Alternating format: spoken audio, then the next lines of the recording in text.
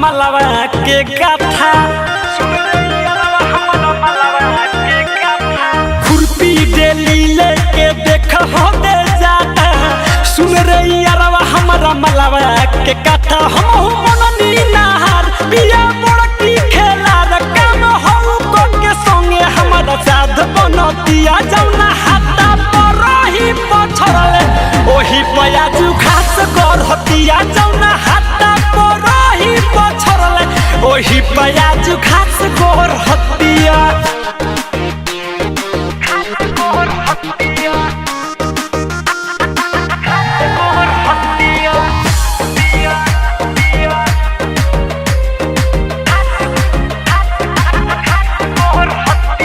कहला पपा गडिया बिया खुरपियू देखावा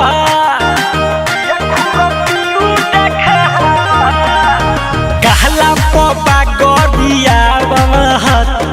बिया खुरपियू देखावा एकरा लाज बाटे लागत हमसे दूर बिया भागत लगे देखी हमके काहे दो जहरतिया जौना हाथा पर ही पछरले ओही पयाजू खास करहतिया जौना हाथा पर ही पछरले ओही पयाजू खास करहतिया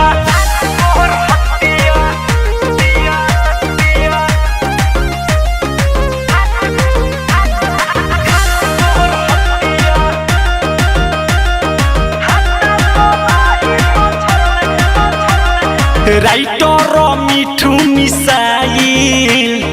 जब कहनी तब लगे आइल बिकिरा जथारू मिसाइल जब कहनी तब लगे आइल रहे कुछ कुछ अन्हार होले निमा जमार पहिले छनले रहे जरो अब त रोज बढ़तिया जौना हाथा पर ही पछरले ओही पयाजू खास करहतिया जौना हाथा पर ही पछरले ओही पयाजू खास करहतिया खुरपी डेली लेके देख हो दे जाता